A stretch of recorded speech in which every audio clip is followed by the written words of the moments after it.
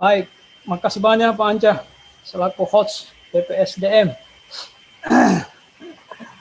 Baik, Assalamualaikum warahmatullahi wabarakatuh. Waalaikumsalam warahmatullahi wabarakatuh. Selamat sore, salam sejahtera untuk kita semua. Om Swastiastu. Bapak Ibu, teman-teman, peserta Latsar Angkatan 79 Kota Palu. Hari ini sesuai dengan jadwal lebih kurang 90 menit ke depan kita sama-sama berbagi pengalaman, berbagi ilmu, pengetahuan dan lain sejenisnya terkait dengan bagaimana caranya menyusun rancangan aktualisasi. Nah, materi ini kalau tidak keliru begitu judulnya, bimbingan judulnya ini aktualisasi coaching, berarti coaching aktualisasi. Ini istilahnya berubah-ubah. Kalau sebelumnya itu bimbingan penulisan rancangan. Kalau sekarang apa istilahnya ini? Mapel ini? Coba teman-teman ingat. Apa judulnya Mapel ini? Coaching Pak, coaching. Coaching apa? Enggak ada Pak di coaching ini banyak ya, ada coaching agenda, ada ini coaching rancangan kalau tidak keliru. Nah, bahasa sebelumnya di jadwal sebelumnya bimbingan penulisan rancangan. Coaching rancangan. Nah,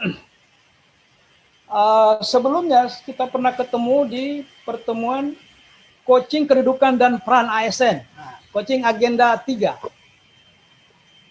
Teman-teman juga sudah pernah mengikuti coaching agenda 1, coaching agenda 2, dan ada mata pelatihan 1 untuk coaching seluruh agenda.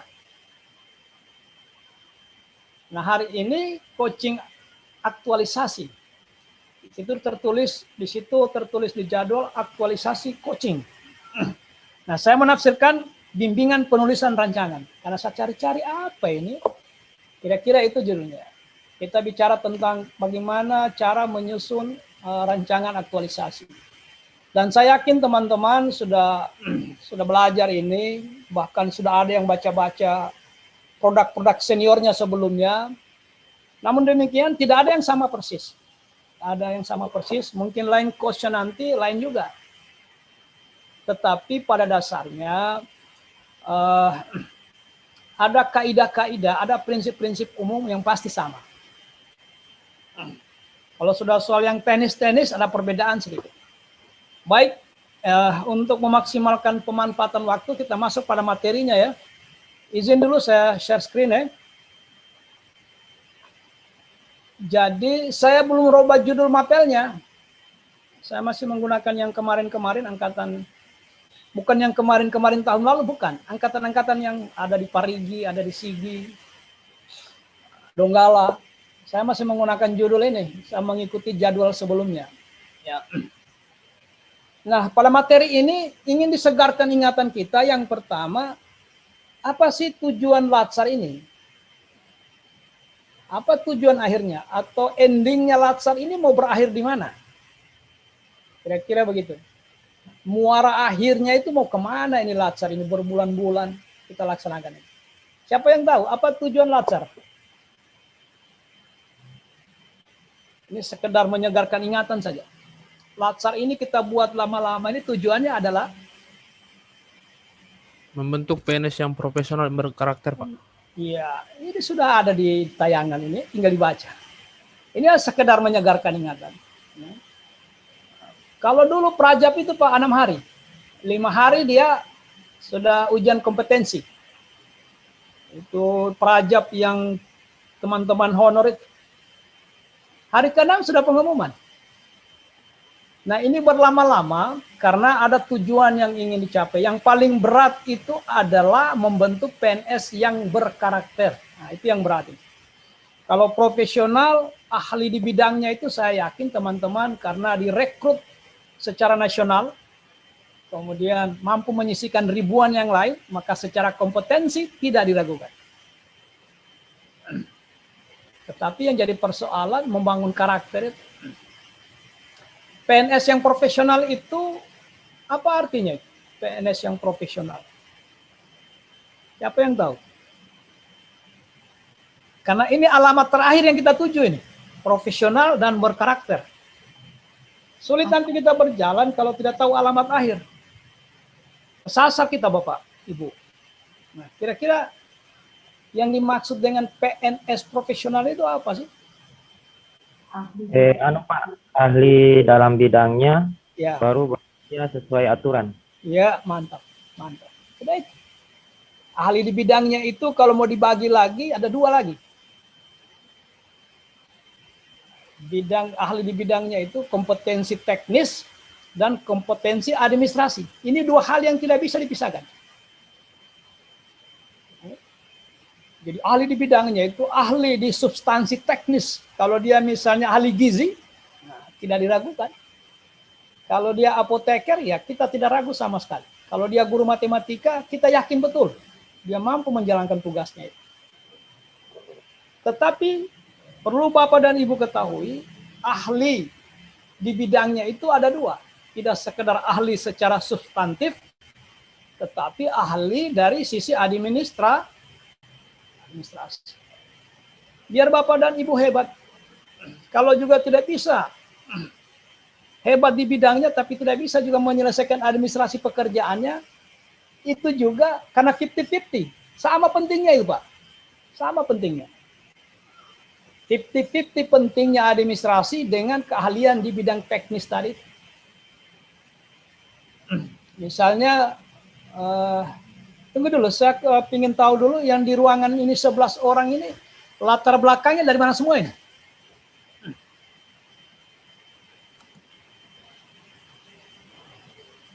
Ada dari medis? Ada Pak. Berapa orang medis? 2 Pak. Oh 2. Yang lainnya dari mana? Yang 9-nya? 8. Guru, Pak. Oh 8 guru. Nah itu. Misalnya medis. Nah, dia mengeluarkan obat. Dia tidak administrasikan pengeluaran obat itu. Itu kan fatal itu. Fatal. Ada orang yang diperiksa, tapi tidak ada catatan medisnya. Nah, disitulah pentingnya administrasi. Begitu juga guru. Ngajar tidak ada RPP-nya. Tidak pernah dia bikin absen. Tidak pernah dia bikin soal. Kan administrasi semua itu. Jadi sama pentingnya Bapak, kemampuan teknis dengan kemampuan administrasi. Ya? Itu namanya ahli di bidangnya. Nah, yang kedua berkarakter. Nah, pertanyaannya begini kalau berkarakter ini. Upaya apa bisa kita lakukan supaya PNS itu berkarakter? Kira-kira upaya apa bisa kita lakukan supaya PNS itu berkarakter? Coba kita share. Ayo. Tadi yang menjawab tadi itu nama siapa tadi itu yang bagus tadi itu? Siapa tadi itu yang menjawab bahwa yang profesional itu pertama dia ahli di bidangnya, kedua dia bekerja sesuai dengan aturan. Siapa yang bilang tadi? Saya, Pak. Siapa itu? Saya, Pak. Iya, namanya siapa? Di Said, Pak. Said. Ya, Pak. Oh, saya kira saya, Pak. Saya, Pak. Oh, taunya Said. Bagus itu Pak Said. Nah, kemudian kira-kira upaya apa kita lakukan ini supaya PNS itu berkarakter? Sebelum kita masuk kepada hal-hal yang teknis. Harapkan nilai-nilai dasar. Iya, itulah sebabnya kita lama-lama di sini. Karena ingin itu menanamkan nilai dasar. Karena nilai dasar itu membuat orang berkarakter. Ya? Nilai dasar. Terbangun karakternya. Karakter. Apa marwah. Ya mungkin bahasa agak apa? Wibawa. Wibawa. Jadi wibawa itu atau marwah itu atau karakter itu bukan nanti kita pakai jas berlapis-lapis, dasi di double-double, sepatu mengkilat terus. Tidak. Walaupun begitu tampilan kita, kalau seandainya kita tidak jujur, nah gitu ya, tidak bertanggung jawab atas pekerjaannya, maka hilanglah karakter itu. Jadi karakter itu tidak bisa disembunyikan di balik jas itu. Di balik atribut-atribut PNS, lambangnya kiri kanan, di pundaknya, di bajunya, di apanya, semua lengkap dengan lambang. Itu hanya atribut saja. Itu menambah apa? Ya, melengkapi karakter seseorang. Tapi intinya sebenarnya karakter itu ya di nilai-nilai dasar. Apa yang dimaksud dengan nilai, Bapak, Ibu? Nilai. Kita nyebut nilai, value, nilai. Apa nilai itu? Nilai dasar. Nah, pertanyaannya apa nilai ini? Jawab saja, pasti benar. Apa nilai itu, Bapak dan Ibu guru, Pak Dokter, atau siapa Hal saja? yang melekat pada diri kita. Apa itu, Ibu? Yang melekat dari diri Yang melekat pada diri kita. Ibu siapa ini? Ibu siapa? diri. Halo? Tidak jelas, Ibu. Ibu? Lili, Pak. Halo? Iya. Ibu Lili? Ya. Oh, Ibu Lili. Oh, kelihatan dari sini. Cuma kan yang tidak terlihat semua toh. Ibu Lili. Nah, yang lainnya apa? Ada yang lain? Apa sih nilai? Karena kita bicara nilai dari awal ini, nilai-nilai dasar. Nilai-nilai bela negara. Kenapa? Begitu ditanya dasarnya apa sih nilai itu? Kelabakan kita semua. Apa nilai itu ya? Apa nilai? Nilai yang ingin ditanamkan itu apa? Jangan-jangan kita salah memilih. Ternyata bukan nilai yang kita tanam. Jadi kira-kira nilai itu apa? Hal-hal yang baik, Pak. Hal-hal yang baik, bagus. Yang siapa yang terakhir? Pak Christian. Saiful Agus, Pak. Siapa? Saiful Agus. Kasih jelas sedikit, Pak. Saiful Agus. Oh, Saiful. Jadi betul itu Pak Saiful. Jadi betul. Jadi kalau begini, kalau kita mau mundur berteori sedikit, menurut Prof. Kuncharaningrat, nilai itu adalah sesuatu yang dianggap begini. Nilai adalah konsepsi abstrak yang hidup di alam berpikir seseorang tentang sesuatu yang dianggap berharga atau tidak berharga. Itulah nilai per definisi menurut Prof. Kuncharaningrat. Nilai adalah, saya ulangi, konsepsi abstrak yang hidup di alam berpikir manusia tentang sesuatu yang dianggap berharga atau tidak berharga. Nah, sekarang begini contohnya. Kalau nanti habis Zoom ini, teman-teman keluar dari rumah, kemudian kumyu tendang, kumyu senggol itu kerikil. Kira-kira kumyu pungut atau tidak kerikil itu? Tidak, Pak. Tidak, Pak. Tidak dipungut, Tidak. Pertanyaannya, kenapa tidak dipungut? Karena tidak berarti di mataku. Tidak ada nilainya.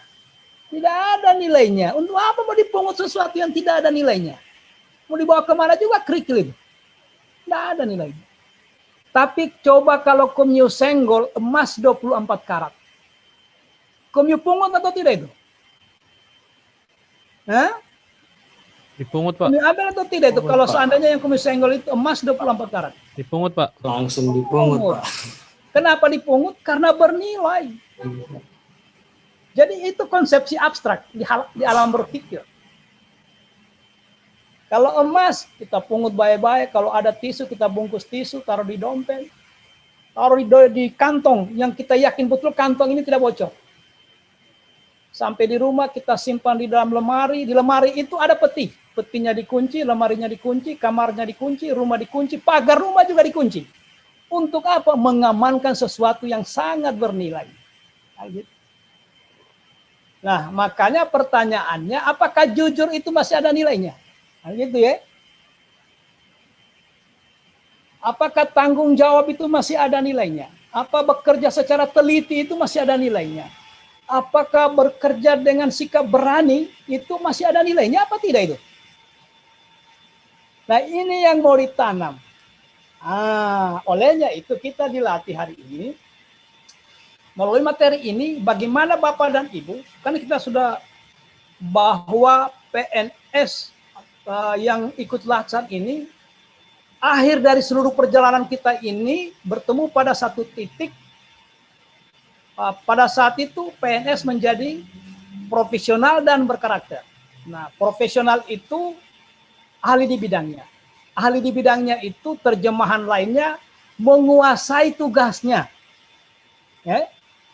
Sementara berkarakter itu dia memiliki sejumlah nilai dasar. Makanya ini dipertemukan. Ketemu pekerjaan dengan nilai dasar. Oke? Disinilah rancangan itu dibangun. Jadi membangun rancangan ini mempertemukan pekerjaan dengan nilai dasar. Paham kira-kira teman-teman? Paham kira-kira?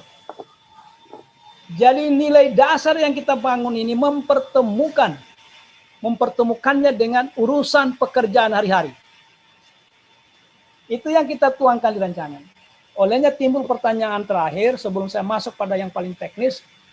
Yang diaktualisasikan ini apa sebenarnya? Apa yang mau diaktualisasikan 30 hari?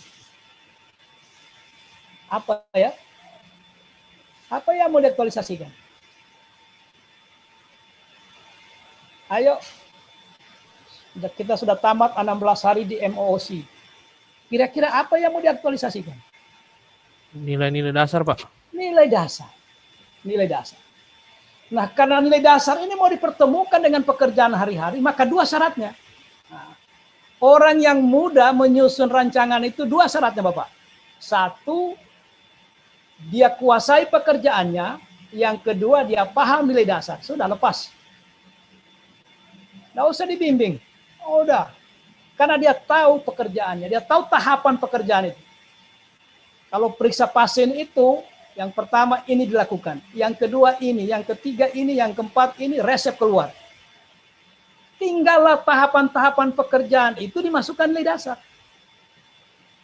Ada ketelitian di situ, ada kecermatan, kemudian ada tanggung jawab, ada keterbukaan, ada macam-macam di situ. Gitu saja. Jadi nilai dasar yang akan diaktualisasikan.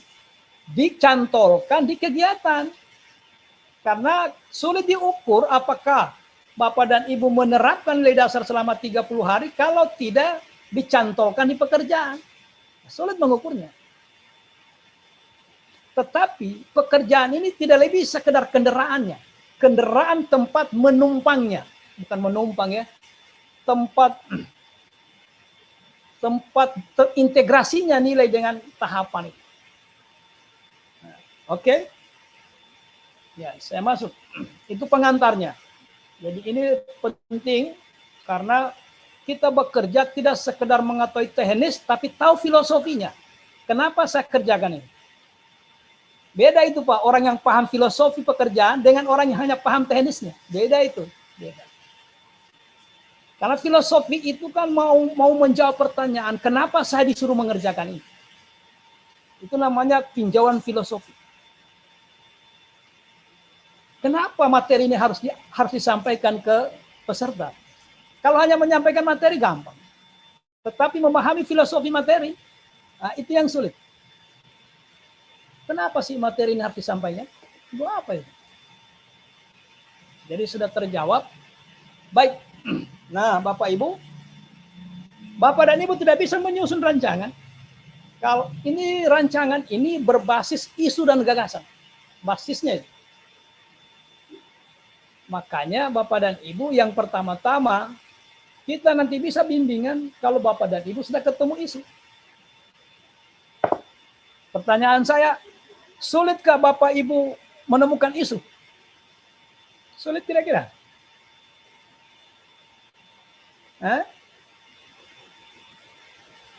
Ayo, jawabannya cuma ya atau tidak.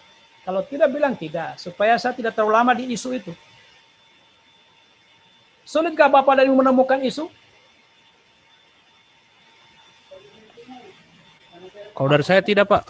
Ya, Karena harus sudah seperti pengalaman Pak, 1 tahun. Ya. Pak. Iya. Isu itu diperoleh menurut pengalaman. Pengalaman. Iya. Semakin lama orang di tempat pekerjaan itu semakin banyak isu yang dia pahami. Nah, kenapa orang lain kesulitan? Makanya kemarin di materi isu kontemporer. Sudah terima kan kemarin? Sudah terima ya? Sudah Pak. Nah, Iya, sudah, ada Pak. di situ ada beberapa syarat orang bisa menemukan isu. Salah satu syarat pentingnya itu scan isu. Scan isu itu artinya orang-orang yang memiliki kepedulian terhadap lingkungannya. Nah, orang kalau peduli dengan pekerjaannya pasti banyak isu yang dia tahu. Banyak isu. Tetapi apakah itu betul-betul valid? Belum tentu. Belum tentu valid. Misalnya Bapak dan Ibu sudah berapa lama ikut Zoom-in, ikut lacar. Real time seperti ini, ketemu seperti ini. Sudah berapa lama?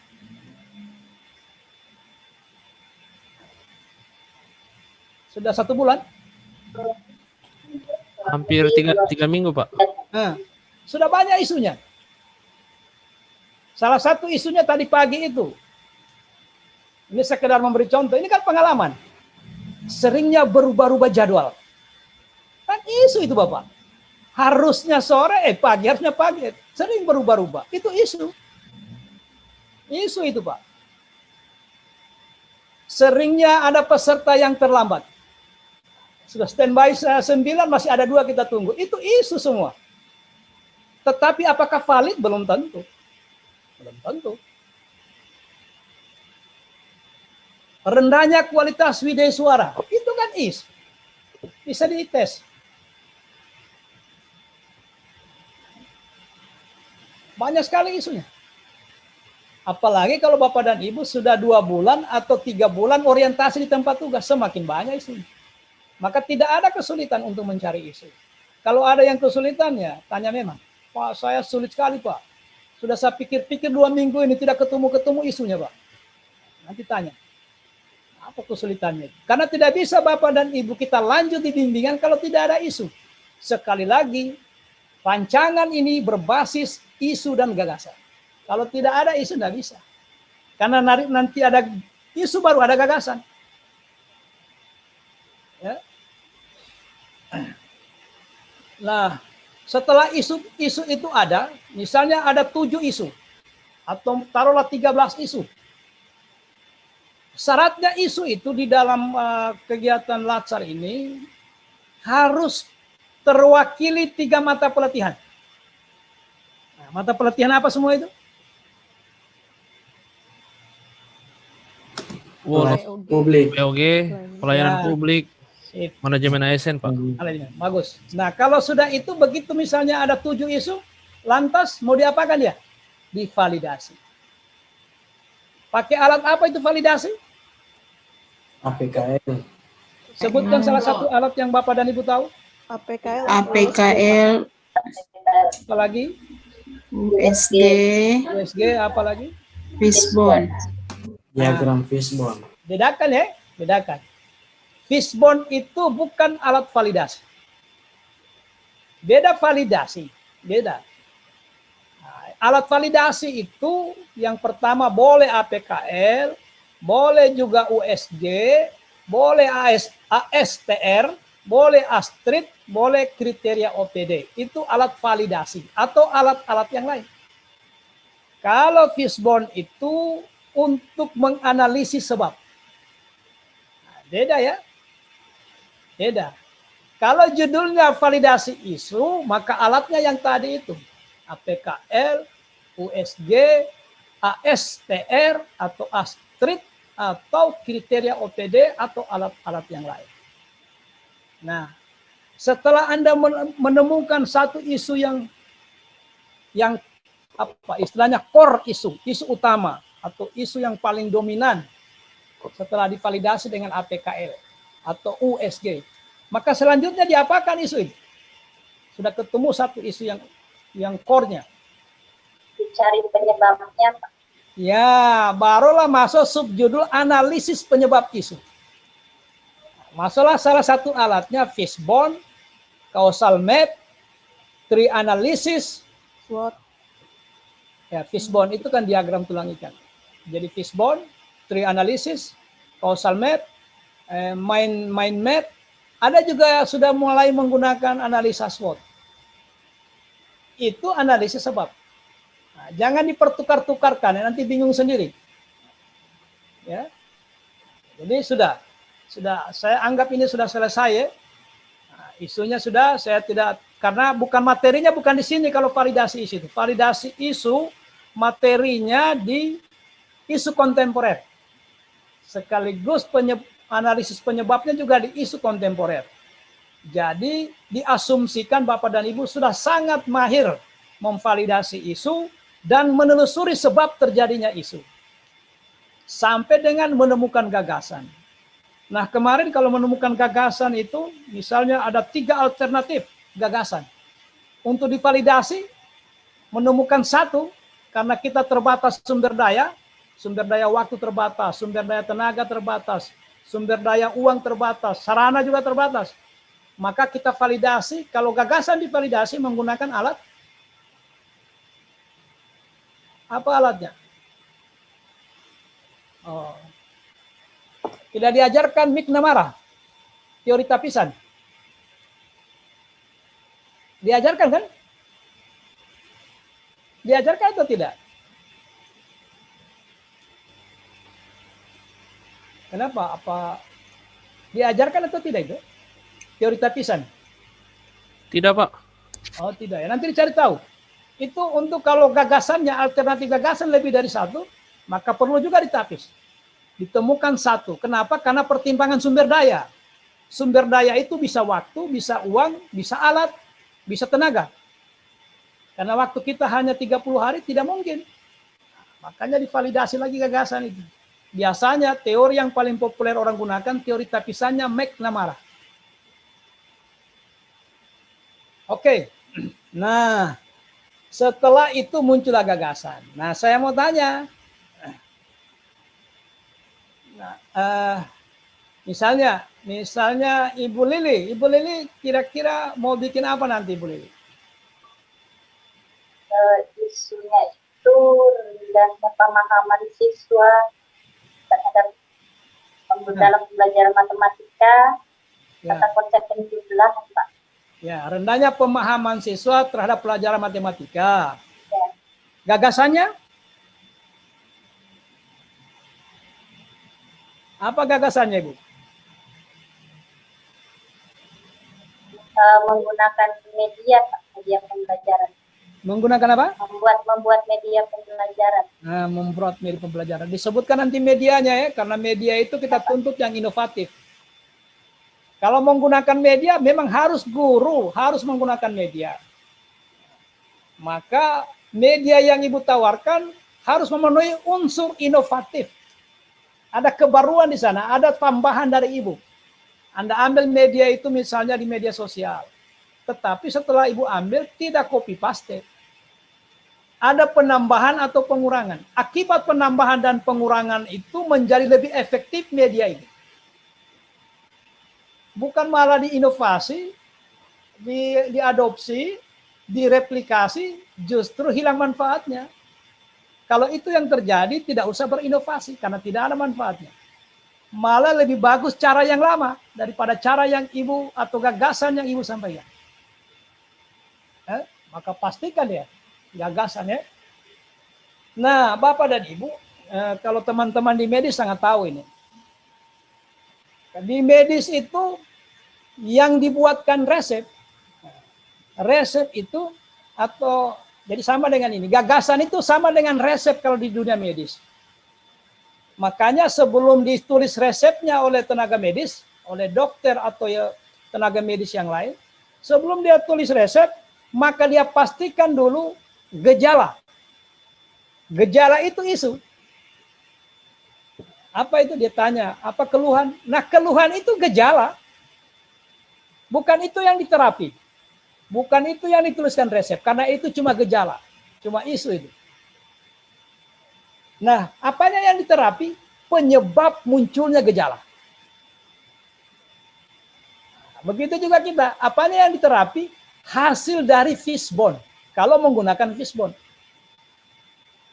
Ya. Nah, misalnya setelah menggunakan fishbone, ternyata penyebabnya 4. Ada karena sebab manusia, ada karena metode atau cara, ada karena mesin atau alat, ada karena material atau bahan. Kan 4 penyebabnya. Pertanyaannya, apakah ini diselesaikan semua? 4 penyebab itu. Diselesaikan semua atau tidak?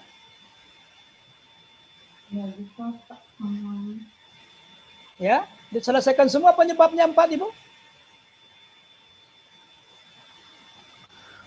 Harusnya Pak, diselesaikan Pak. Ya. Kalau seandainya diselesaikan semua, manusianya diperbaiki, ya, skillnya ditambah, knowledge-nya ditambah, tanggung jawabnya juga ditambah. Setelah itu alatnya, komputernya dilengkapi, kemudian sistem jaringannya diperbaiki, kemudian bahan, kemudian alat. Kira-kira mampu diselesaikan dalam waktu 30 hari? Tidak, Pak. Nah, kalau tidak mampu, bagaimana caranya? Dicari penyebab utamanya. Di apa, Ibu? Penyebab utamanya yang diambil. Ya, divalidasi penyebab utamanya. Dengan alat? Alat apa, Ibu? USG. USG. Sangat betul, Ibu Lili. Ibu Lili jangan-jangan tiap malam cuma membaca kerjanya. Mantap. Sudah selesai materi ini, kita bubar saja. Belajar dengan Ibu Lili. Kalau validasi isu, saya serahkan ke Ibu Lili. Selesai sudah. Begitu, Pak. Kalau penguji yang paham itu, Pak, dia lihat alur, ada yang hilang, sudah. Karena tidak semua penyebab 4 itu kita selesaikan. Nggak mungkin. Nah, olehnya kita USG. Ambil yang nilai tertinggi. Itulah penyebab dominan. Yang lainnya, yang 3, bukan tidak ada pengaruhnya, ada pengaruhnya, tetapi untuk sementara dia posisinya negatif. Tinggalkan yang negatif, kejar yang positif. Begitulah. Jadi saya ulangi sekali lagi sama dengan teman-teman di medis. Yang mau diterapi ini, yang mau dituliskan resep ini penyebab. Bukan gejala, bukan isu. Penyebabnya yang harus diterapi. Maka kemampuan menelusuri sebab itu menjadi kata kunci. Kemampuan menggunakan alat itu. Saya mau tanya Bapak dan Ibu. Kalau menggunakan APKL atau SG itu bagaimana cara penggunaannya? Nah, satu orang menjelaskan. Coba. Tidak enak kalau main tunjuk. Siapa menjelaskan? Bagaimana cara menggunakan alat yang Kumyu sebut tadi itu APKL, USG, mungkin juga ASTR, mungkin juga Astrid, mungkin juga kriteria OPD. Bagaimana cara penggunaannya?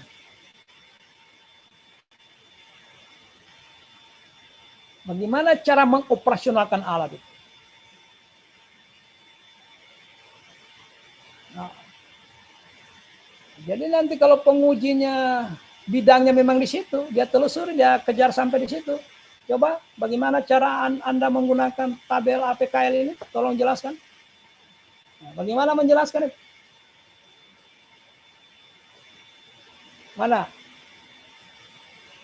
Sampaikan saja menurut yang Bapak dan Ibu dengar selama mengikuti materi sebelumnya, nanti kita sempurnakan sama-sama.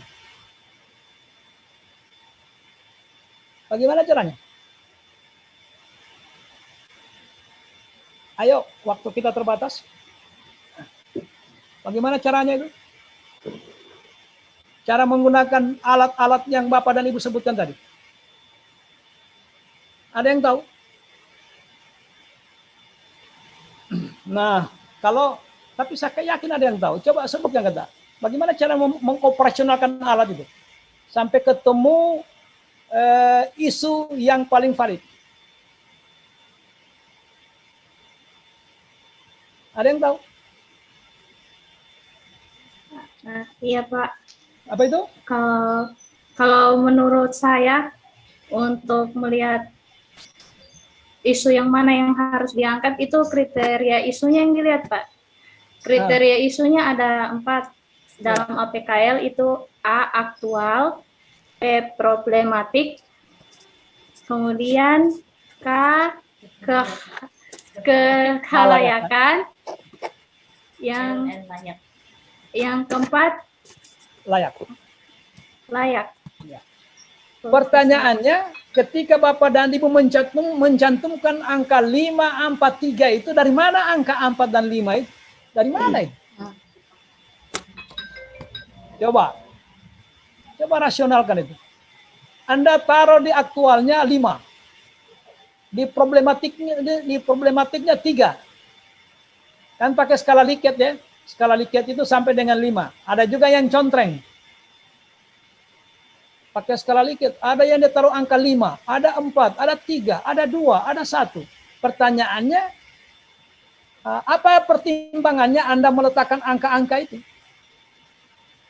Ini sangat kecil. Ya, bagaimana itu?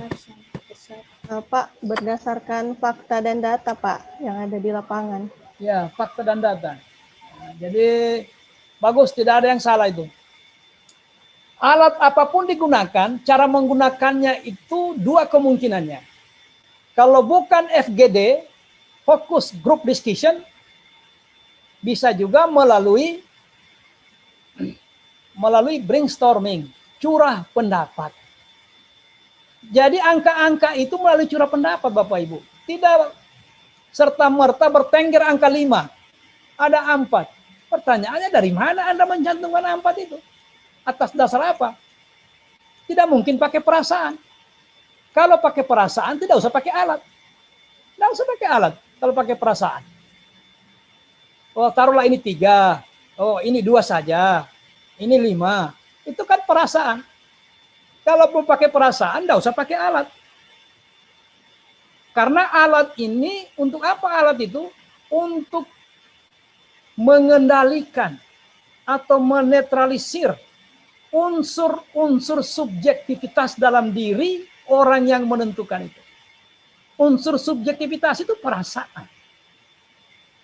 Supaya jangan pakai perasaan, diperkenalkan alat. Alat itu digunakan dengan cara brainstorming. Apalagi kalau dia minta lagi, coba contohkan bagaimana menentukan aktualnya itu sampai 3. Kenapa dia angka 3? Bagaimana caranya? Nah, lebih teknis lagi. Lebih teknis lagi. Nah, makanya aktual itu kan kriterianya 3. Aktual ya, kalau APKL. Aktual itu, saya ulangi, kriterianya 3. Sedang terjadi, baru-baru terjadi, atau berpotensi terjadi. Nah, berpotensi terjadi. Sudah mendung. Belum hujan tapi kita mengatakan aktual hujan. Virus jangan COVID. Flu burung itu sudah ada di Poso. Belum terjadi di Parigi. Tapi Parigi aktual. Kenapa? Kalau tidak ada perlakuan di perbatasan, Parigi pasti masuk. Itu baru namanya aktual. Nah, untuk menentukan mana yang angka tertinggi 5 itu, disitulah kita diskusi.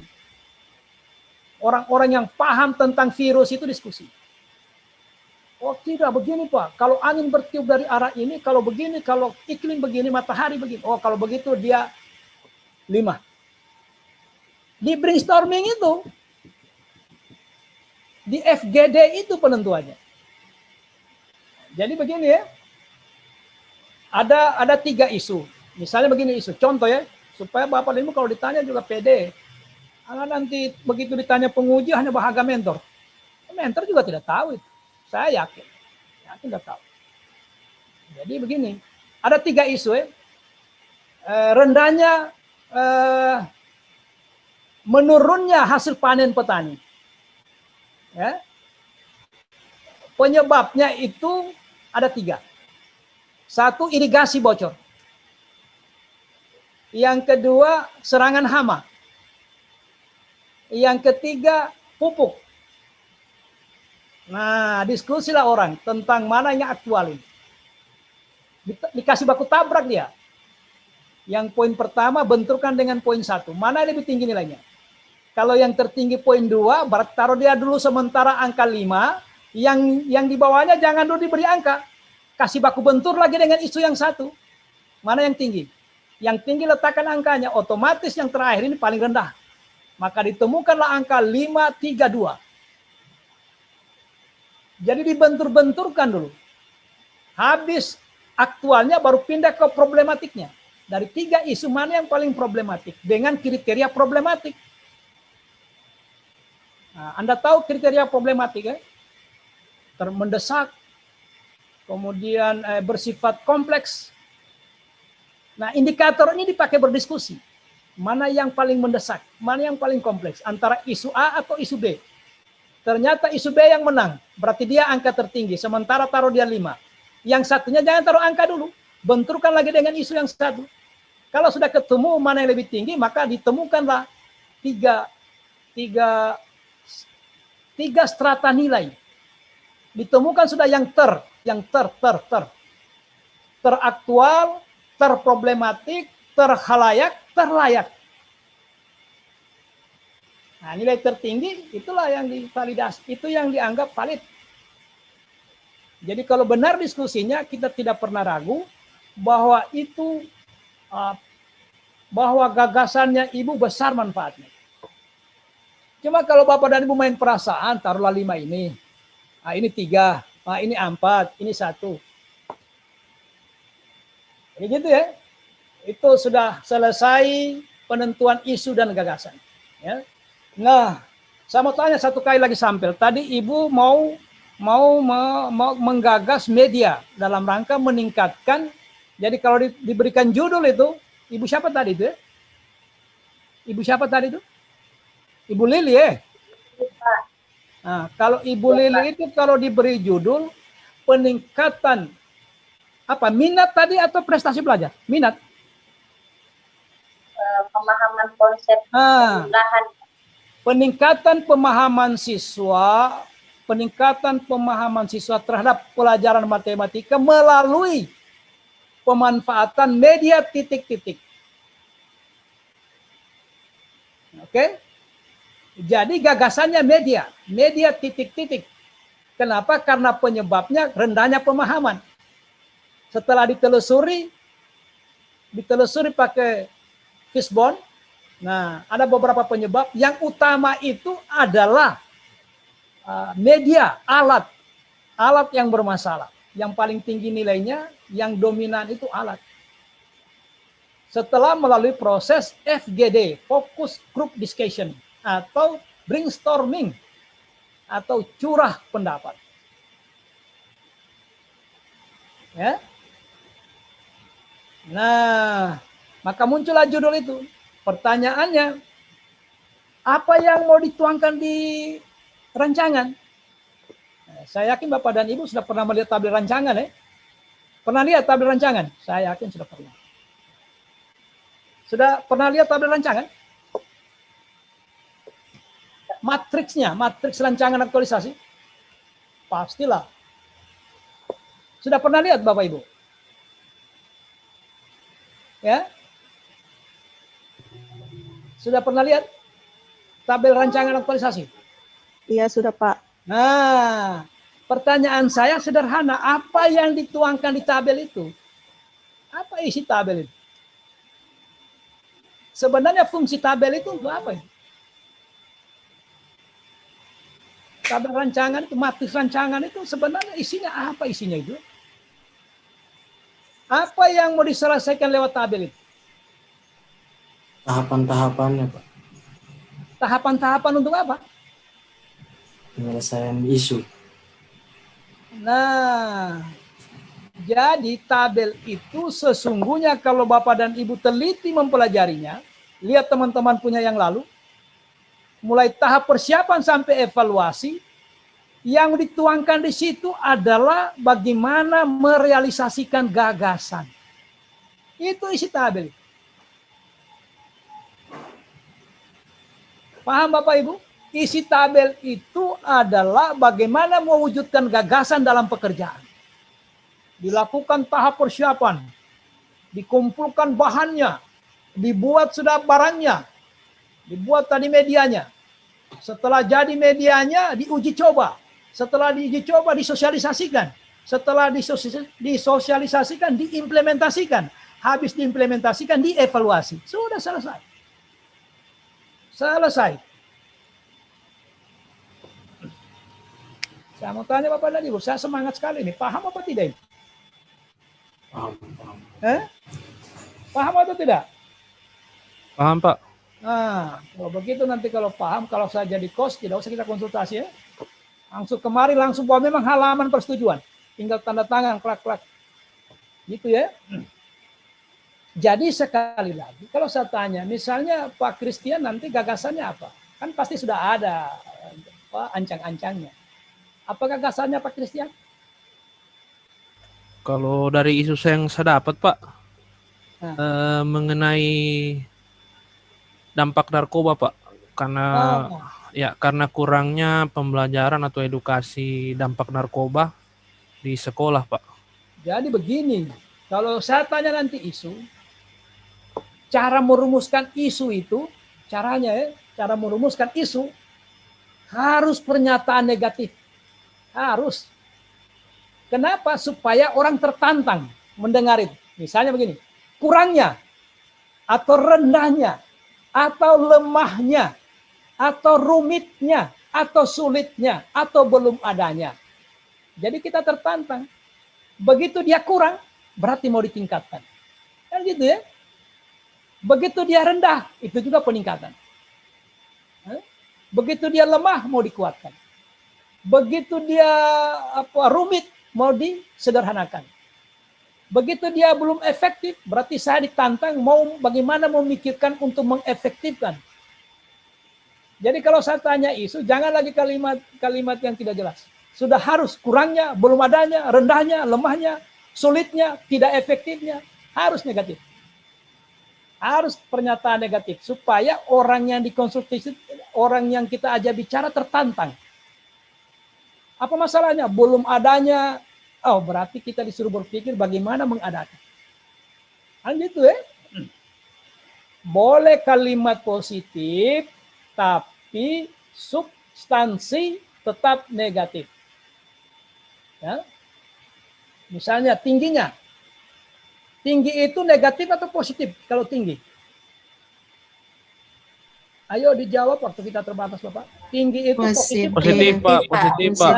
Positif, Pak. Tapi kalau tingginya angka narkoba, dia menjadi negatif. Karena substansi negatif. Nah, gagasannya Pak Christian apa? Apa gagasannya? Tadi Pak isunya kan belum optimalnya Pak pembelajaran. Ya. Pembelajaran mengenai dampak narkoba Pak ya di sekolah. Oh, iya. Ya. Itu untuk isunya Pak. Untuk gagasannya yang sementara saya rancang ini Pak, gagasannya adalah membuat kegiatan Pak, kegiatan-kegiatan pembelajaran ataupun yang kegiatan anti narkoba dengan kerjasama dengan BNN sih Pak. Oh, berarti gagasannya kerjasama dengan BUMN, dengan BNN. BNN Pak, BNN Pak, ya. Kerjasama, ya. Kerjasama itu gagasannya. Maka bagaimana kerjasama ini supaya terlaksana? Maka buatlah tahapan pekerjaan mulai dari persiapan sampai pelaksanaan sampai evaluasi. Sudah selesai. Tahap persiapan. Nah, satu kegiatan minimal melahirkan 3 tahapan. Dengar itu, ini penting sekali. Bila perlu ditulis itu, Pak. Bahwa satu kegiatan minimal 3 tahapan. Minimal 3. Jadi jangan sampai kemari satu tahapan, satu kegiatan pindah lagi. Satu kegiatan, satu tahapan pindah lagi. Tidak usah bikin tahapan. Misalnya kegiatan 1, persiapan apa begitu? Persiapan pembuatan media. Itu kegiatan 1 Kegiatan 1 contoh persiapan pelaksanaan kerjasama dengan BNN. Itu baru persiapan. Tahapannya 1. Nah, menyiapkan bahan konsultasi dengan mentor. Ya. Tahap kedua, melaksanakan melakukan konsultasi. Tahap ketiga, supaya matang itu perencanaan, coba bikin pertemuan kecil-kecilan atau diskusi di kantor dengan teman-teman staf. 3 tahapan ini carilah nilai dasar yang relevan. Waktu membuat bahan sebelum konsultasi itu, nilai apa semua yang masuk di situ. Tanggung jawab masuk, kejelasan target masuk, kemudian ketelitian masuk, keterbukaan masuk. Begitu menghadap mentor, berubah lagi nilainya. Konsultasi itu apa lagi? Sopan, jujur. Ada juga nilai yang sama dengan di atas tadi. Transparan juga masuk. Tanggung jawab juga ikut. Kejelasan target juga ikut. Ketika berdiskusi dengan teman-teman staf, mulai masuk nasionalisme. Musyawarah, menghargai pendapat orang lain. Kemudian mendahulukan kepentingan bersama. Masuk nilai nasionalisme di situ. Itu tugasnya Bapak dan Ibu, mencantolkan atau mengintegrasikan nilai dasar dengan tahapan, bukan kegiatan, tahapan. Ya. Nah, itu baru persiapan. Setelah itu, karena Pak Christian tadi mau kerjasama itu mungkin bentuknya MOU, mulai mendesain MOU. Apa semua bahannya? Mengumpulkan aturan hukum terkait. 1. 2. Menganalisis aturan hukum. 3. Nah, itu baru 3 tahapan. Setelah itu, rapat finalisasi draft kerjasama. Untuk supaya terjadi rapat, bikin bahan rapatnya, siapkan pesertanya, siapkan narasumbernya. Laksanakan rapatnya. Selesai tahap 3. Tahap keempat, melakukan koordinasi dengan BNN. 1. Menghubungi pihak BNN. 2. Menunjuk teman-teman tim. Yang ketiga, melaksanakan konsultasi. 3 lagi. Habis itu penandatanganan naskah kerjasama atau MOU. Sudah 5. Yang keenam, implementasi MOU, implementasi kerjasama. Yang ketujuh, evaluasi. Bikin juga 3 tahapannya evaluasi. Tahap 1, pas kegiatan evaluasi, tahap 1, membuat atau menyusun format evaluasi. Kedua, menunjuk petugas evaluasi. Ketiga, melaksanakan evaluasi. Keempat, menganalisis hasil evaluasi. Sudah, selesai rancangan. Yang tugas beratnya teman-teman memahami nilai dasar untuk dicantolkan di tahapan. Semakin banyak nilai dasar yang relevan, berarti Bapak dan Ibu semakin paham tentang nilai dasar. Itu artinya Latsar ini berhasil menanamkan nilai dasar. Oke. Berhasil menanamkan nilai dasar. Karena Bapak dan Ibu dengan mudah mencantolkan nilai dasar di seluruh tahapan kegiatan. Nah, bayangkan Pak Anu tadi, Pak Christian itu 7 kegiatan. Kalau 7 kegiatan, minimal itu 21 tahapan. Paling sedikit. Karena pasti ada yang 4, ada yang 5. Kan minimal 3. Minimal 3 tahapan. Kalau 7 kegiatan, 7 kali 3, 21. Itu minimal. Di 21 tahapan inilah bermainnya nilai-nilai dasar. Di situ bermain nilai-nilai dasar. Disitulah penguji mau lihat seberapa paham Bapak dan Ibu tentang nilai dasar. Oke? Jelas kira-kira? Bapak Ibu jelas? Jelas atau tidak ini? Jelas, Pak. Bilang saja jelas, biar tidak jelas. Kan biasa bisa ditanya, Pak, Bapak kan coach, kita orang mau datang ini. Oh iya, nggak cari waktu. Karena tidak semua bisa dikonsultasikan lewat WA. Sulit juga. Ya, kalau teman-teman yang jauh kayak di Paridi ya Zoom lagi. Baru tampilkan satu-satu, dikoreksi satu-satu. Nah, paling kalau pertemuan Zoom itu paling 2 orang sudah habis lagi waktu. 2 orang saja tampil habis waktu. Nah, sementara kalau berbayar ya patungan. Saya kira ini sudah persoalan yang kita bicarakan ini. Jadi 2 slide saja, yang lainnya tidak usah saya bahas.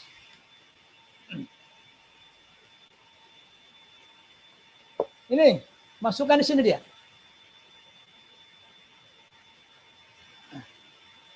Masukkan di sini semua itu. Tapi yang paling penting ini. Ini tabelnya, Pak ya? Sorry.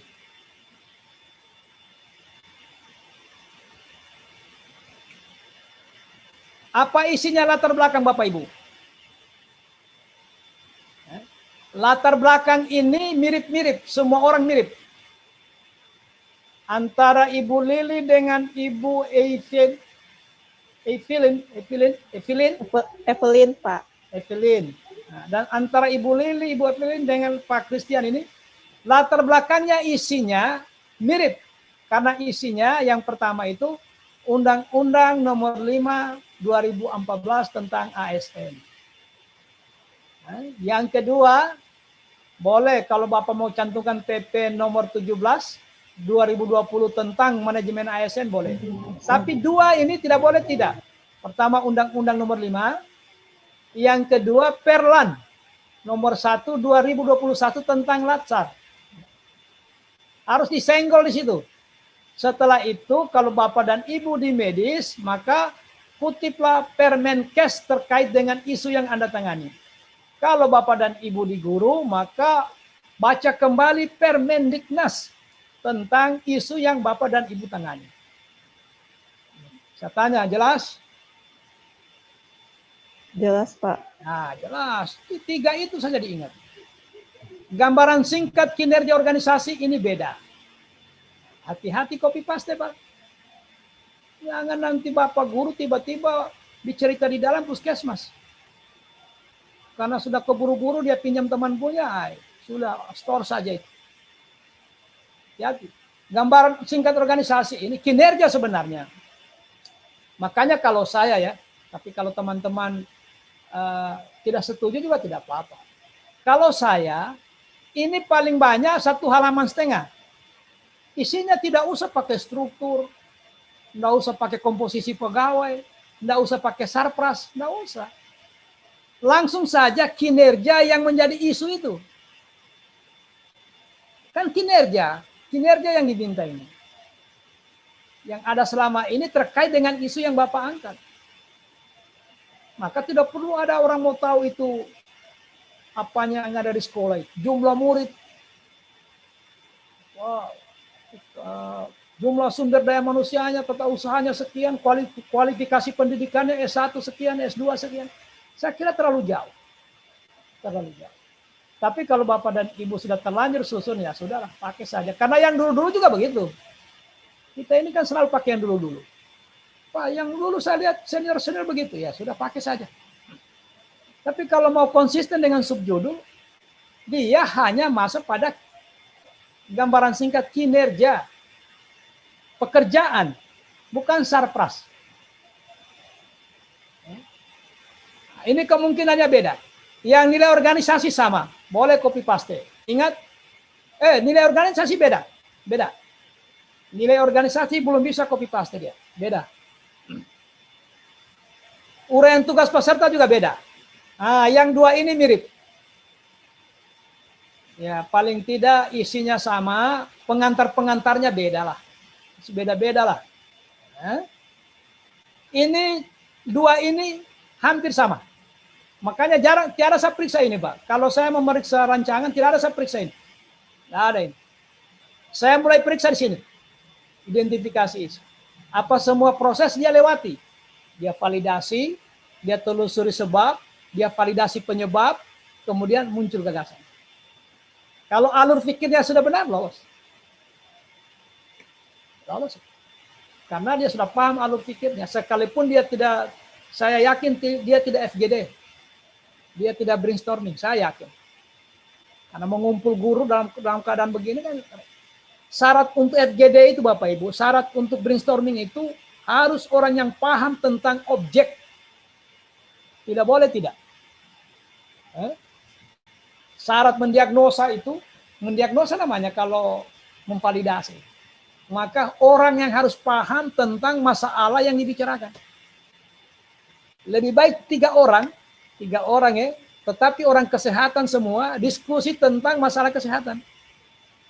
Daripada 30 orang diskusi tentang kesehatan tapi orang pertanian. Tidak nyambung-nyambung itu, Pak. Makanya mendiagnosa itu, brainstorming atau FGD itu orang yang paham tentang isu itu. Kalau isunya rendahnya nilai matematika, tanya guru matematika di tempat lain. Baru kena, minimal dengan teman guru lah. Kalau bisa spesifik dia, sesama guru matematika. Itu baru betul validasinya. Diskusi, mana yang lebih aktual kira-kira Bapak? Mana yang lebih problematik ini Pak? Mana yang paling khalayak? Mana yang paling layak? Layak itu artinya apa? Apa artinya layak Bapak? Layak, yang Anda maksud layak itu apa?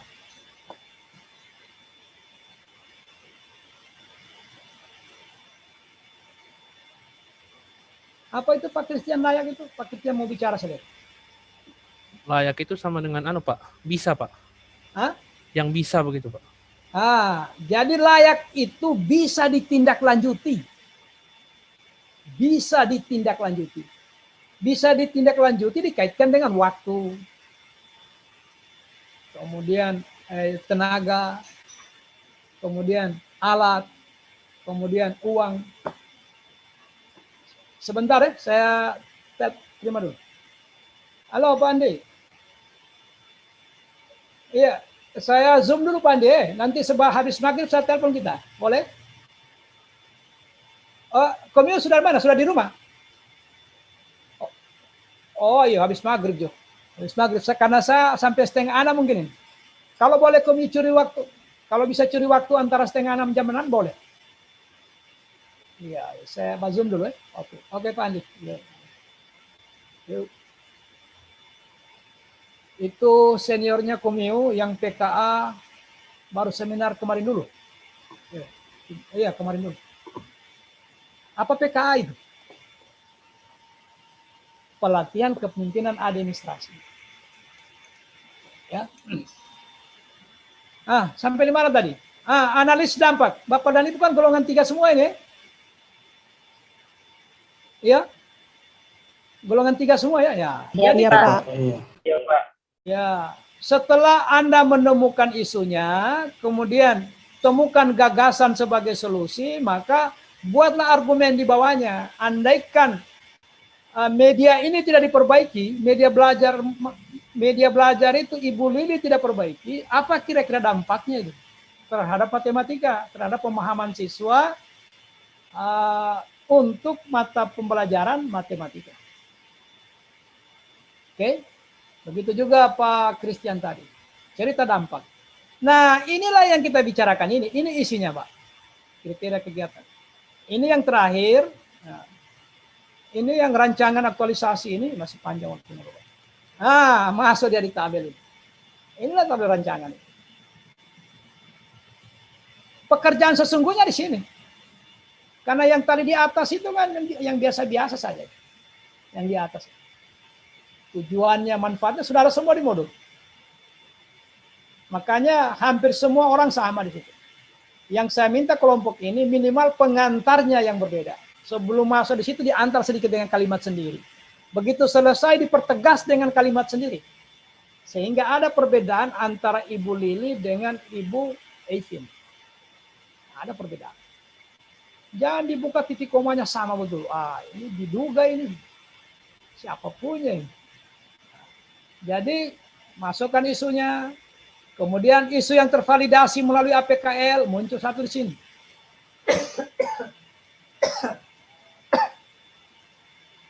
Nah, gagasan, beda nanti nih gagasan Pak ya. Banyak orang dicantumkan di sini bukan gagasan tapi judul. Judul. Nah, ciri-cirinya begini Bapak Ibu. Kalau Bapak dan Ibu jalan-jalan ke perpustakaan, cuma sayang sekarang kan COVID, dan asrama itu digunakan oleh penderita COVID yang OT, orang tanpa gejala itu. Di sana ada perpustakaan kita, banyak sudah hasil karyanya teman-teman Latsar. Kalau Anda mendapatkan judul, melihat judul di perpustakaan, gagasan itu atau inovasi itu, untuk mengetahui inovasinya ya, untuk mengetahui inovasi cukup membaca judul. Nah, judulnya itu begini. Di akhir kata melalui atau berbasis atau dengan, itulah inovasi. Melalui titik-titik, titik-titik itulah inovasi. Berbasis titik-titik, titik-titik itulah inovasinya. Kalau tertarik, bacalah yang itunya. Tinggal lihat daftar isinya. Dengan titik-titik. Nah, titik-titik itulah inovasinya. Contoh. Contohnya begini. Masalah sampah ini. Nanti Bapak dan Ibu tunjukkan di mana inovasinya ya. Optimalisasi penanganan sampah melalui bank sampah. Nah, pertanyaannya yang mana inovasinya? Bank sampah, Pak. Bank sampahnya. Ini contoh supaya Bapak dan Ibu bikin juga begitu. Peningkatan ini melalui atau berbasis. Nah, contoh kedua, kasus yang sama. Optimalisasi penanganan sampah berbasis partisipasi pemulung. Yang mana gagasannya? Pemulung. Ya, bagaimana menggalang partisipasi pemulung? Apakah bikin organisasi dia? Kasih baju rompi dia? Supaya dia aman? Gitu ya. Contoh terakhir, optimalisasi penanganan sampah melalui pemilahan sampah organik dan non-organik. Maka pasti inovasinya adalah pemilahan sampah. Pemilahan sampah, Pak. Itulah inovasi. Nah, itu judul standar. Judul standar itu. Kalau mau judul keren, boleh dirubah. Misalnya tadi ya, misalnya optimalisasi penanganan sampah berbasis partisipasi pemulung. Kita rubah jadi judul keren. Judul kerennya apa? Lingkungan bersih pemulung berdaya.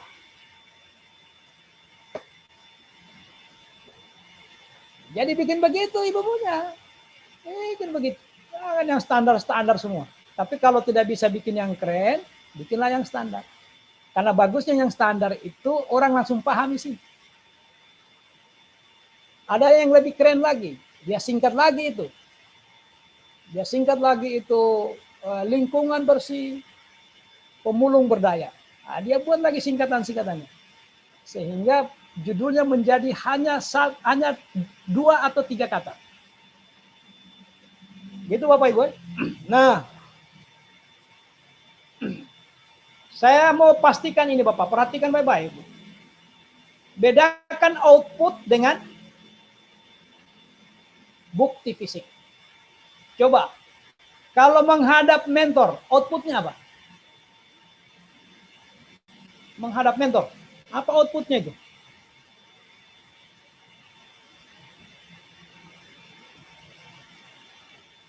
Apa harus dicantumkan outputnya Ibu? Harus jelas apa hasil akhirnya itu. Kalau Bapak dan Ibu menghadap mentor, outputnya apa? Coba. Ayo. Mendapatkan bimbingan. Ya. Mendapatkan bimbingan. Nah, boleh. Yang lainnya? Nah, kalau mau lebih tepat, Ibu.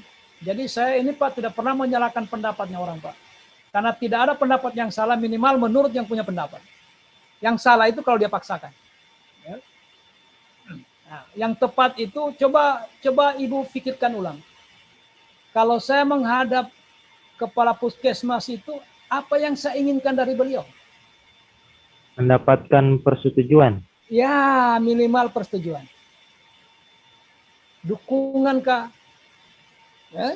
Jadi kita sendiri yang analisis. Apa maksudnya saya ke sana? Apa maksudnya saya bikin ini? Beda. Jangan output foto menghadap. Itu bukti fisik. Beda bukti fisik dengan output. Oke ya. Nah, nilai dasar ini Bapak Ibu lihat kursornya. Ya. Ibu sudah lihat semua kursornya. Nilai dasar ini mendukung tahapan. Bukan mendukung kegiatan. Jadi satu tahapan ini boleh jadi didukung oleh misalnya 5 sampai 7 nilai dasar. Cara menulis nilai dasarnya supaya muat ini di kolom, jangan lagi dibikin keterangan. Untuk menghadap mentor saya mau begini, maka saya gunakan nilai ini. Kepanjangan. Panjang itu. Memang ada yang dulu seperti itu. Makanya saya bilang tidak semua yang dulu itu lantas kita gunakan. Jangan dijelaskan di situ. Di kolom ini tidak perlu ada penjelasan. Kalau memang nilai dasar yang Anda gunakan itu akuntabilitas, maka letakkan di sini cetak tebal akuntabilitas titik koma 1. Titik koma, akuntabilitas titik koma, tanggung jawab koma, apa semua nilai akuntabilitas. Jujur koma, yang terkait cantumkan situ supaya kolom ini memuat nilai dasar yang banyak. Jangan satu nilai dasar keterangannya yang panjang. Argumen dia menggunakannya ditulis di sini, jangan ditulis di sini. Hindari, mengurangi nilai dasar. Jadi kolom ini hanya habis dengan penjelasan. Nilai dasarnya cuma 1.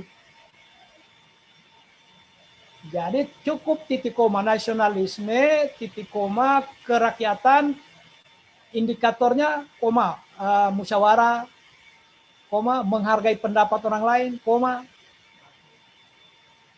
Sehingga nanti bertumpuk nilai dasar untuk membackup satu tahapan. Baru pindah pada tahapan yang lainnya.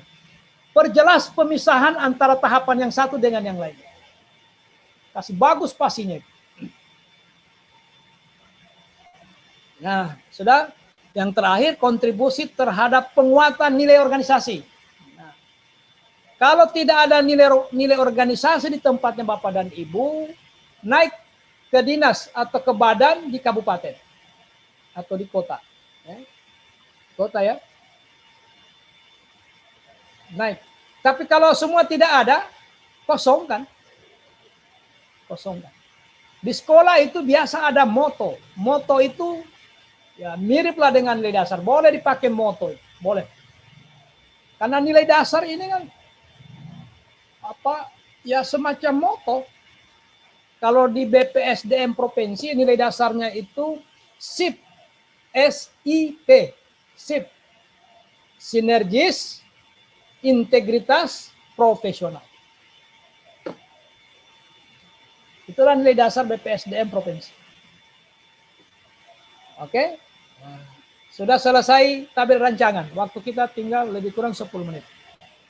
Nah, Bapak dan Ibu di bab 2, poin B besar, angka 3. Angka 3, perhatikan. Di sini Anda disuruh atau diminta menguraikan keterkaitan antara kegiatan dengan peran dan kedudukan. ASN. Yang 3 mapel itu. WOG, manajemen ASN,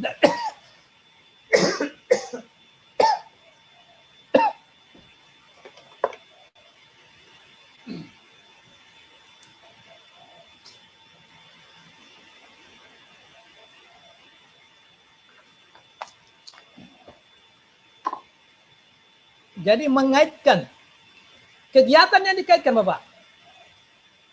Mana yang kegiatan itu Pak? Yang ini. 1, 2. Kegiatan ini yang cetak merah ini dikaitkan dengan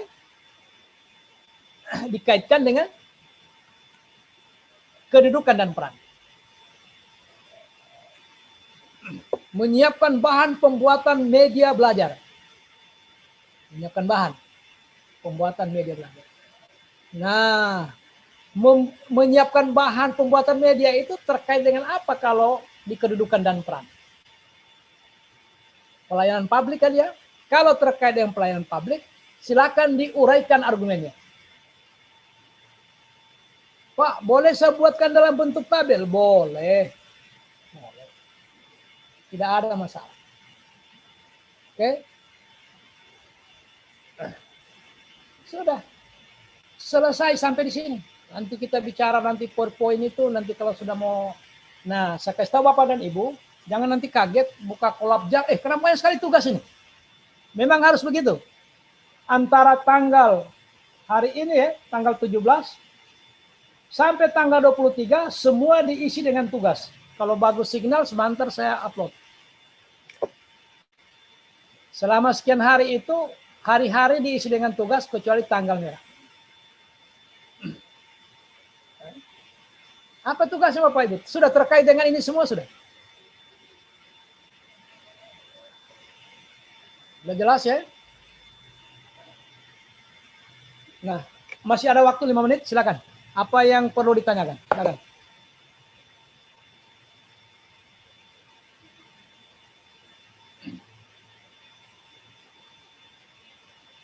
Silakan. Apa yang kurang jelas? Karena waktu kita sudah mau hampir habis.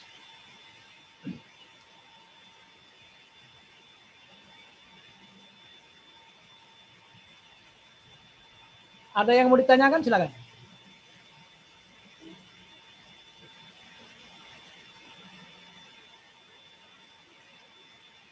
Apa yang bertanya? Silakan.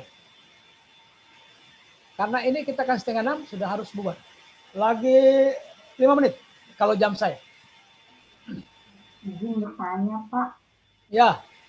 Untuk rancangan aktualisasi yang susun ini Pak, di sini kan gagasannya ini adalah kegiatan pengembangan kompetensi pelayanan untuk petugas IGD. Tapi nanti ini Pak, saya ini mau khususkan ke dokter IGD-nya. Apakah dalam gagasan itu menggunakan petugas IGD atau langsung ke dokter IGD-nya? Karena di IGD itu ada perawat dan sebagainya. Bisa diulangi Bu? Singkat.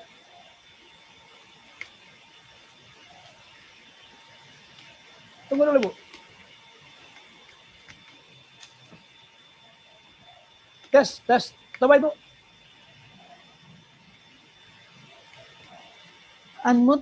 Di-unmute Ibu Tita. Ya, sudah. Nah, sudah. Belum optimal isunya Pak, yang saya coba angkat ini belum optimalnya kegiatan pengembangan kompetensi bidang pelayanan bagi petugas instalasi gawat darurat. Ya. Gagasannya Pak, kegiatan pengembangan kompetensi pelayanan untuk petugas IGD dengan metode virtual menggunakan aplikasi Zoom Meeting. Aplikasi apa itu Bu? Aplikasi? Dengan aplikasi Zoom Pak. Oh. Di sini Pak, ini, apakah karena ini nanti saya rancangan kegiatan ini Pak khususkan untuk dokternya, apakah langsung menggunakan kompetensi dokter IGD atau menggunakan petugas IGD-nya Pak? Ibu dokter ya? Iya Pak. Jadi begini Ibu dokter. Yang optimalisasi apa dioptimalkan Ibu? Kegiatan pengembangan kompetensi. Oh, kompetensi petugas yang mau dioptimalkan. Iya, tapi dalam hal ini khusus dokter IGD-nya Pak. Jadi pakai dokter IGD saja atau? Ya, begini. Jadi perjelas dulu lo fokusnya itu. Apakah dokter di UGD itu berapa? Banyak Pak. Oh banyak. Iya, 20-an Pak. Oh 20-an. Sementara jadi saya begini, ada pertimbangan psikologis juga di situ. Ya, Pak. Yang 20-an itu kan sudah 3 tahun lalu selesai. Sementara datang dokter baru, CPNS, kemudian mengatur 20 orang untuk meningkatkan kompetensinya. Jadi nanti akan ada resistensi. Ibu akan menemukan kendala ya. Ini pertimbangan ya. Jadi kemarin sudah konsultasi coba dengan mentor Pak. Iya. Rencana untuk pengembangannya ini nanti mau minta kerjasama kepada dokter-dokter spesialis, Pak. Jadi saya membuat sarana saja, Pak, untuk boleh. kegiatan itu. Boleh. Jadi begini, kita memang kalau menganalisis begini, dia harus kita cari substansinya. Yang pertama itu kalau kita sederhanakan, Pak, rendahnya kompetensi petugas IGD, ya rendahnya kompetensi ya. Iya, Pak. Kompetensi. Kan mau dioptimalkan ini.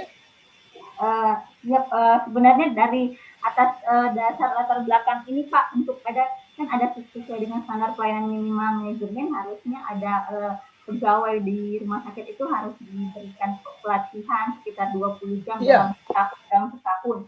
Tetapi ini karena kondisi pertama pandemi, jadi yang pelatihan tatap muka itu jadi sudah tidak bisa diadakan. Iya.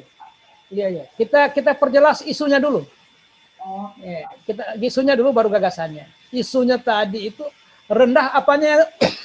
Di sini Pak saya coba belum optimalnya kegiatan. Iya, belum optimalnya itu rendah.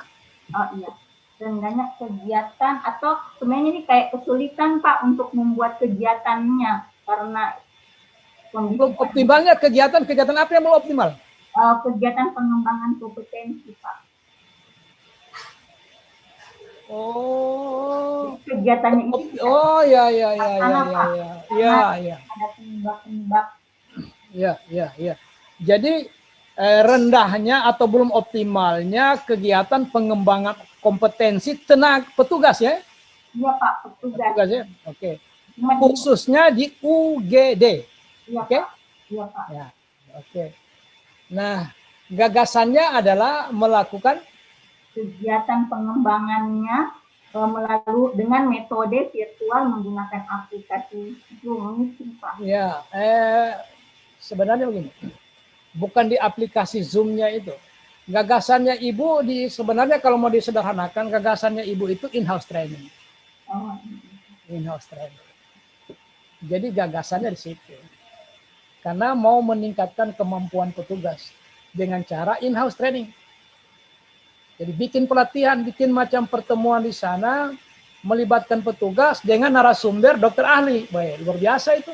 Luar biasa. Sudah cocok sudah itu. Jadi optimalisasi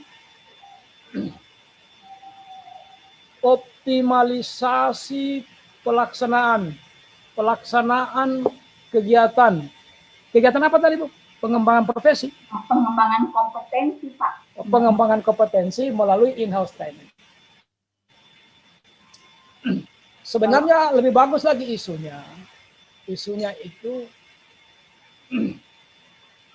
kita langsung pada akibat. Akibatnya kan begini, pengembangan ini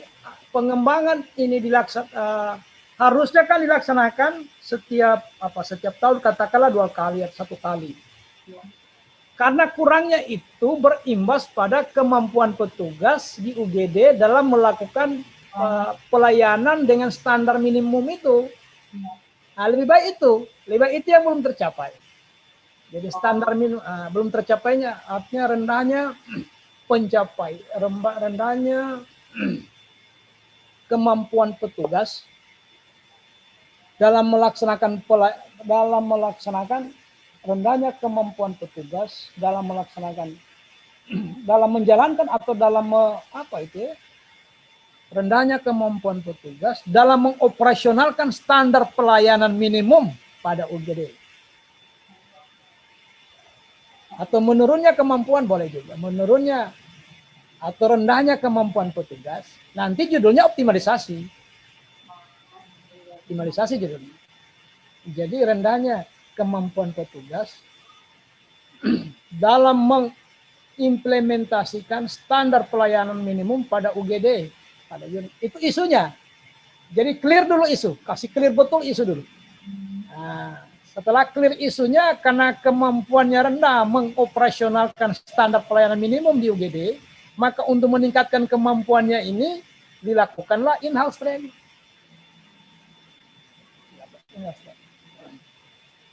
Jadi optimalisasi pelayanan berbasis standar minimum. Nah, jadi optimalisasi pelaksanaan pelayanan, optimalisasi pelaksanaan pelayanan,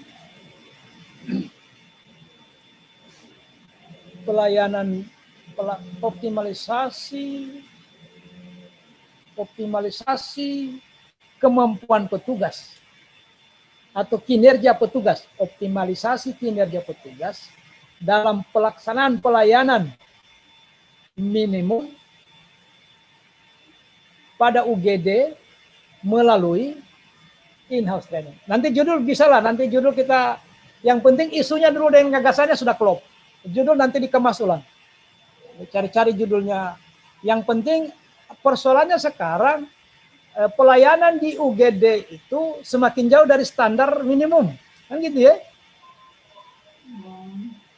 Gitu tak? Tidak juga. Kalau yang kemarin saya baca Pak, untuk standar pelayanan minimal rumah sakit dibagi-bagi, yang saya kemarin diskusikan dengan mentor, termasuk itu mencakup indikator yang SPM di pelayanan administrasi dan manajemen pegawai Pak, bukan di pelayanan GD-nya, karena tidak ada itu pelatihan petugas 20 jam dalam setahun. Lebih baik langsung ke administrasinya saja. Manajemen, Iya, manajemen dan optimalisasi itu saja. Adanya kemampuan petugas dalam pengelolaan manajemen administrasi dan manajemen dan administrasi UGD. Jadi langsung saja, tidak ke kompetensi teknisnya di pengelolaan manajemen itu. Adanya kemampuan manajerialnya, petugas ya, petugas. Iya. Nanti berdampak pada pelayanannya. Ya, karena pelayanan itu kan sama pentingnya substansi dengan administrasi. Iya. Sama pentingnya. Oh, iya. Nanti kita nanti Ibu Dok, nanti kita diskusi lagi. Saya tidak tahu apa saya jadi pos di sini, kalau tidak juga tidak apa-apa. Nanti bisa juga saya sampaikan nanti. Masih ada pertemuan satu kali lagi dengan saya di tanggal 3 Agustus. Tanggal 23. Tanggal 23, Pak. Nah, tanggal 23 itu sudah net. Tinggal lembar persetujuan saja. Maaf, itu saja. Maaf Pak, boleh bertanya. Kalau sebelum tanggal 23, kita boleh coaching sama Bapak? Ketemu langsung atau? Boleh. Cuman begini. Karena kita kan lagi padat-padatnya. Nah, saya yang mengatur waktunya. Saya ngatur waktunya dengan sangat menyesal ya. Nah, kalau misalnya Ibu teman-teman minta Pak, bisa kita datang hari ini jam sekian. Nggak repot itu. Nggak repot. Karena kita menyesuaikan dengan banyaknya latsar ya. Terutama latsar yang menyita waktu. Latsar. Saya kira ini saja dulu pengantar ya. Nah, habis ini sudah lihat outline-nya. Outline-nya sudah ada di mana-mana. Nah, susunlah kira-kira begini gambarannya. Latar belakang, senggollah Undang-Undang Nomor 5 2014 karena di situ hak dan kewajiban PNS diatur. Mulai dari dia direkrut sampai pensiun adanya di Undang-Undang Nomor 5. Kalau Bapak dan Ibu juga mau bagaimana caranya pindah antar provinsi, di situ juga diatur. Baru dipertajam di PP nomor 17. Gambaran singkat kinerja organisasi. Ya, di UGD itu gambaran singkatnya seperti apa? 3 tahun terakhir selalu ada pelatihan membekali petugas bagaimana mengelola administrasi dan manajemen. Sejak COVID terjadi penurunan itu. Itulah gambaran kinerja di UGD. Begitu juga gambaran kinerja di matematika. Tetapi kalau Bapak dan Ibu mulai dari sarana prasarana, dukungan ini dan itu sampai peta kantor, tidak apa-apa. Tapi sebenarnya yang diminta itu gambaran singkat kinerja. Nilai-nilai organisasi, oke tadi. Uraian tugas peserta beda. Uraian tugas Pak, kalau kalau Bapak dan Ibu tidak punya uraian tugas, ya minimal SKP yang kemarin. Kalau tidak ada juga SKP, apa yang dilakukan hari-hari di tempat itu?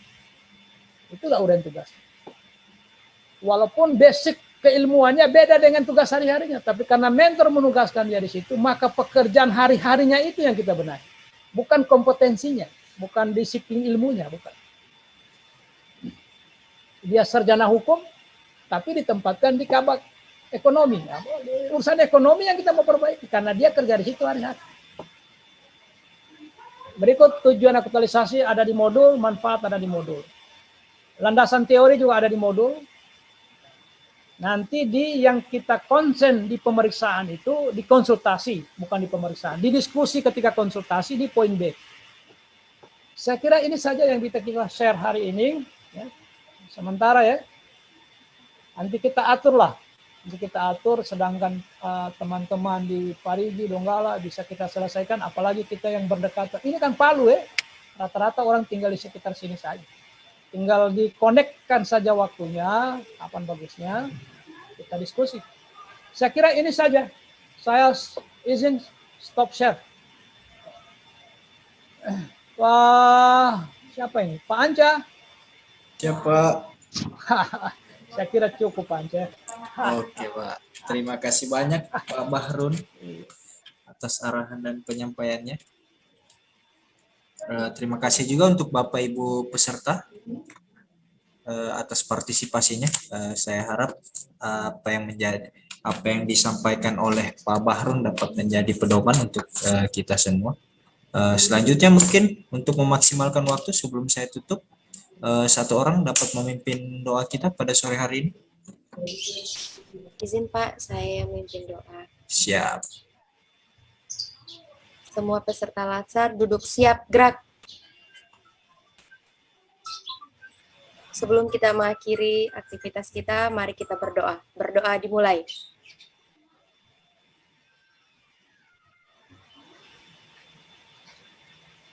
Berdoa selesai.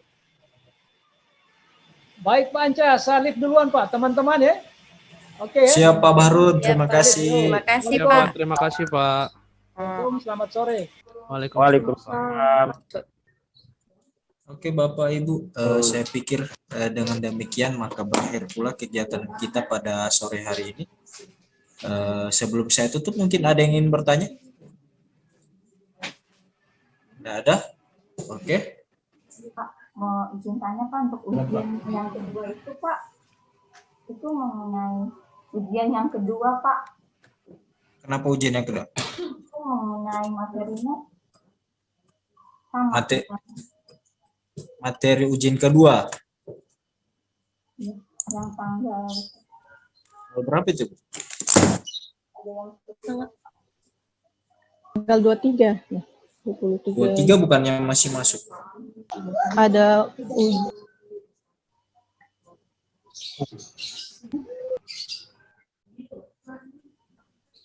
Ada ujiannya kayaknya Pak, ujian evaluasinya lagi Oh Pak. Satu iya, kali. yang kedua ya. Iya. Kenapa itu? Materinya Ibu tanya. Iya, sama dengan yang tadi Pak atau orientasi? Mirip, kurang lebih mirip-mirip lah. Cuma itu. Ada lagi? Ada. Semua ujiannya sudah selesai toh? Siap sudah Pak. Sudah Pak. Sudah Pak. Sudah Pak. Oke, kalau begitu mungkin cukup sampai di sini. Saya akhiri. Assalamualaikum warahmatullahi wabarakatuh. Waalaikumsalam warahmatullahi wabarakatuh. Terima kasih Pak. Siap. Terima kasih Pak. Meetingnya saya akhiri ya. Iya. Baik Pak. Ya.